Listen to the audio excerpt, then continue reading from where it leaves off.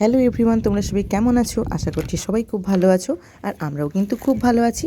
দেখো, বিকেল গড়িয়ে সন্ধে হতে চললো, আর এদিকে আমরা বাবার বাড়ি যাওয়ার জন্য রেডি হচ্ছি। কারণটা তো নিশ্চয়ই সবাই জানো, ওই যে জামাই ষষ্ঠী। যাই হোক, আমরা বেরিয়ে পড়লাম। বাঙালির ১২ মাসে ১৩ পার্বণ, তার মধ্যে একটি হলো জামাই ষষ্ঠী। আর এই জামাই ষষ্ঠীর দিনে শাশুড়িরা তাদের জামাইদের আদর আপ্যায়ন করার জন্য কতই না পরিশ্রম করে থাকে। বিশেষ কিছু নয়, পরিশ্রম বলতে রান্নাবান্না, আর বেশিরভাগ সময়টাই চলে যায় রান্নাঘরে। কি ঠিক বললাম তো? এবার আমরা ঢুকবো একটু দোকানে, কারণ মার জন্য শাড়ি নিতে হবে। তো এখান থেকেই আমরা বেশিরভাগ সময় কেনাকাটি করে থাকি। আর এদিকে দেখো, ব্লাউজের কালেকশানগুলো অনেকগুলো সুন্দর। তারপর আমরা শাড়ি দেখছিলাম, এখান থেকেই যে কোনো একটা শাড়ি মার জন্য নেব। আর এদিকে গরম পড়ার জন্য বেটুর জন্য ভাবছি যে পাতলা কোনো গেঞ্জি বা প্যান্ট এগুলো নেব, তাই জন্য দেখছিলাম। তো দেখো, বেটুর এটা পছন্দ হলো। আমরা সাথে একটা প্যান্টও নিয়েছি। তো ওখান থেকে বেরিয়ে সোজা যাব আমরা ফলের দোকানে। যেহেতু আমরা যাচ্ছি জামাই ষষ্ঠীর আগের দিন, সেই জন্য ওই দিন আমরা কিছু ফল নিয়েই ঢুকবো। আর পরের দিন তো জামাই নিয়ে আসবে মিষ্টি সাথে করে। জামাই ষষ্ঠীতে জামাইদের থেকে মেয়েদের আনন্দই বেশি হয়, কারণ ওই যে বাপের বাড়ি যাব। তো তোমরাও কি এরকম করো, আগের দিন থেকেই চলে যাও? প্লিজ কমেন্টে জানিও। তো দেখো, আমরা বাবার বাড়ি পৌঁছে দেখলাম মা পুরো গরম গরম পাস্তা রেডি করে রেখেছে। ওই যে আমাদের একটু পৌঁছাতে লেট হয়েছিল সেই জন্য। আর বেটু এদিকে ড্রেস চেঞ্জ করে খেতে বসে গেছে। বেটুর বাবা আজ আমাদেরকে ছেড়ে দিয়ে চলে যাবে। ও কালকে আবার জামাই ষষ্ঠী কালকে আসবে।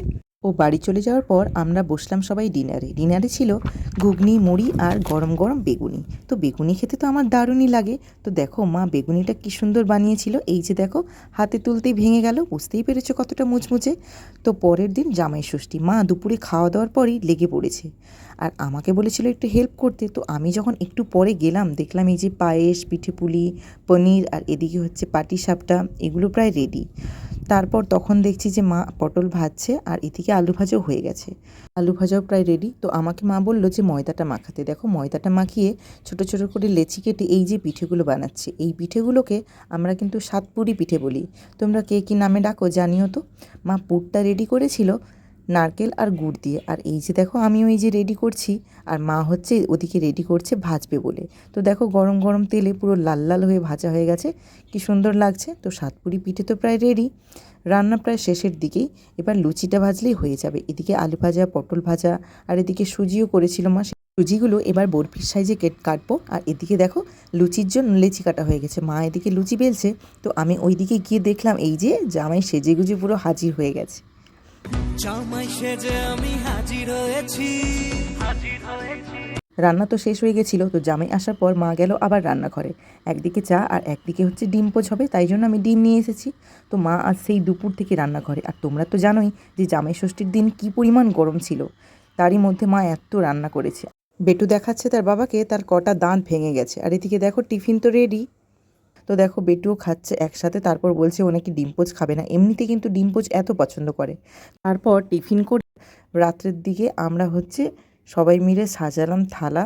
তো জামাই ষষ্ঠী হবে সেই জন্য দেখো, এই থালা পুরো সাজিয়ে দিয়েছি। এই যে লুচি, তারপর পটল ভাজা, আলু ভাজা, সুজি, পাটিসাপটা, এটা গুড় পিঠে, সাতপুরি পিঠে, আর এদিকে পনিরের তরকারি, আর এটা ছিল পায়েস। আর এখানে ছিল 2 রকম কেক, চিপস, চকলেট, আর এদিকে ছিল সব রকমের মিষ্টি, আর এদিকে কিছু ফল ছিল, আর এদিকে ছিল লাল মিষ্টি।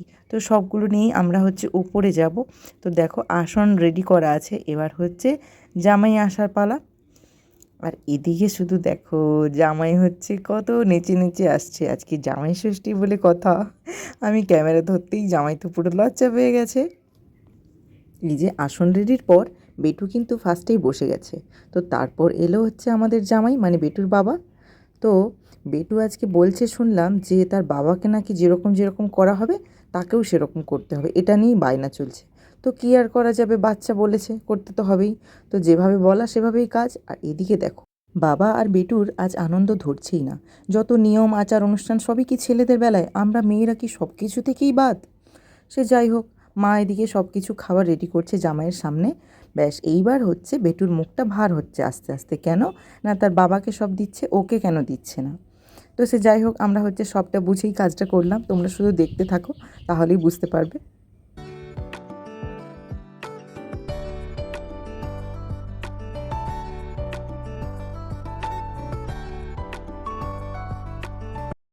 বেটুর বাবা পরিস্থিতিটা বুঝতে পেরে বেটুর দিকে সব প্লেটগুলো সরিয়ে দিল। এইবার শাশুড়িদের শত অপেক্ষার অবসান হলো জামাইদেরকে দেখতে পেয়ে।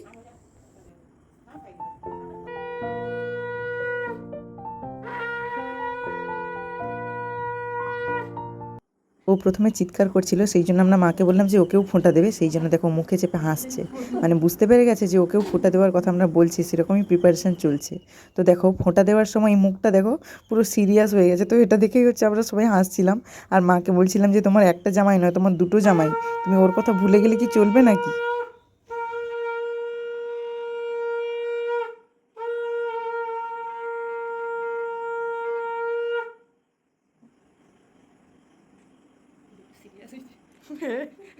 একটু সিরিয়াস হয়েছে বলে কি করে অবস্থা বলি না একটু হাসো এ কি মুখ। আচ্ছা চুপ এক নাগাড়ি থেকে জামাই হচ্ছে শাশুড়ি মাকে প্রণাম সেরে নিল। তো বেটুকে বললাম বাবু দিদুনকে প্রণাম করো। তো ছোট থেকে আমার মা হচ্ছে বেটুকে ভাই বলে ডাকে, সেই জন্য আমরাই এটা ইয়ার্কি করছিলাম যে এটা হচ্ছে ভাই ফোঁটা, মানে এটা জামাইকে ফোঁটা দেওয়া হচ্ছে আর এটা ভাইকে ফোঁটা দেওয়া হচ্ছে, এই হচ্ছে ব্যাপার। তারপর বললাম যে মা তুমি মাঝখানে একটু বসো, একটা ছবি তুলবো। তো এটা তো জামাই ষষ্ঠীর সময় শাশুড়িদের সাথে জামাইয়ের ছবি না তুললে হয় বলো। তো দেখো এই যে জামাইকে জল দেওয়ার সাথে সাথে এই যে বেটুকেও কিছু খাইয়ে দিল, নইলে ও তো আবার চিৎকার করবে ওকে নাকি জল দেওয়া হচ্ছে না, আবার বলবে যে বাবার মতো বাবাকে যেরকম করেছো আমাকেও সেরকম করো।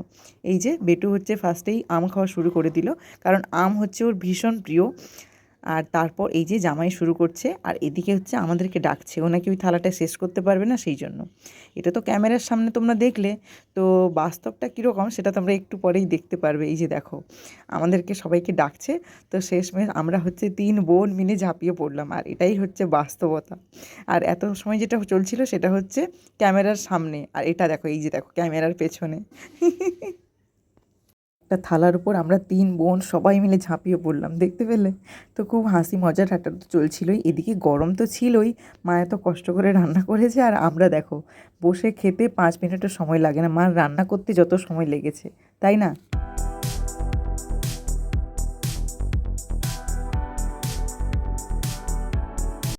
জামাই ষষ্ঠীর দিন ডিনার ওখানেই কমপ্লিট। তো পরদিন সকালে দেখো ফ্রেশ হলাম। তো তার পরের দিনই হচ্ছে আমাদের লাঞ্চটা হয়েছিল, যেহেতু জামাই ষষ্ঠীর দিন শুধু টিফিনের ওপর দিয়েই হয়ে গেছিলো। আর সকালে উঠেই প্রথমেই ঠান্ডা ঠান্ডা শরবত দেওয়া হয়েছে বেটু আর বেটুর বাবাকে, আর আমি চলে গেলাম ওর দিকে মার দিকে দেখতে। তো মা দেখো সব কাজ বাজ সেরে সকালবেলায় সব কিছু রান্না বসিয়ে দিয়েছে, এদিকে মুগ ডাল হচ্ছে আর এদিকে হচ্ছে ঢ্যাঁড়সটা ভাজা চলছে, আর বাবা ওদিকে মাটনটা ধুয়ে এনেছে। তো মাটনটা তো বেশিরভাগ আমিই রান্না করি বাবার বাড়িতে এলে।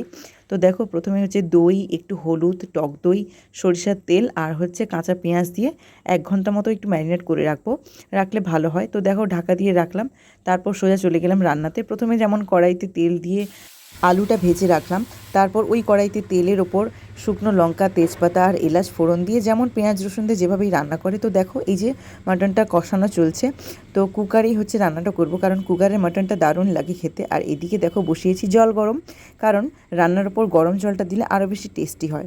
তো দেখো এই যে কুকার লাগিয়ে দিলাম। আমাদের রান্না তো পুরোপুরি কমপ্লিট, কিন্তু ভিডিও ক্লিপ নেওয়া হয়নি। আর এদিকে জামাইকে বসতে দেওয়া হয়েছে। এবার আমাদের লাঞ্চ থালি রেডি। ভাতের সঙ্গে ছিল স্যালাড, আলু ভাজা, কুমড়ো ভাজা, ঢ্যাঁড়স ভাজা, বড়ি ভাজা আর পটল ভাজার, ওদিকে মুগ ডাল, পটল চিংড়ি, সর্ষে পাবদা, মাটন আর চাটনি, পায়েস, দই, এদিকে হচ্ছে আম, আর তারপরে ছিল মিষ্টি আর সাথে চিপস, আর খাওয়ার লাস্টে স্প্রাইট তো আছেই, কি বলো তোমরা? আর লাস্টে আমাদের ছিল আইসক্রিম, তবে সব কিছু ক্লিপ নেওয়া হয়নি। এই দেখো খেতে বসেও হচ্ছে বিপত্তি। ও ছোট বলে ওর কি কোনো দাবি থাকবে না? তোমরা বুঝতেই পারছো যে বাবার মতো ভাত বেড়ে দাও, বাবার মতো বাটি দাও, এইগুলোই ও জেদ করছে। তো তারপর হচ্ছে মাকে বললাম, মা হচ্ছে ওর জন্য ওর বাবার মতোই সাজিয়ে থালা এনেছে। তারপর হচ্ছে ওর রাগ ভেঙেও খেলো, আর তারপর ওর বাবা হচ্ছে ওর দিকে বাটিগুলো সরিয়ে দিতে দেখো এখন একটু মাইন্ডটা ফ্রেশ লাগছে। তো দেখো চোখ টোক মুছে এই যে একটু মাথা ঠান্ডা হলো, তারপর হচ্ছে খাওয়া শুরু করেছে। বাচ্চা মানে একটু জেদ তো করবেই, আর বায়না তো সাথে থাকবেই, বলো আমরাও ছোটোবেলা কত বায়না করেছি তার নেই ঠিক। তো দেখো শেষমেশ হচ্ছে খাওয়া স্টার্ট করলো।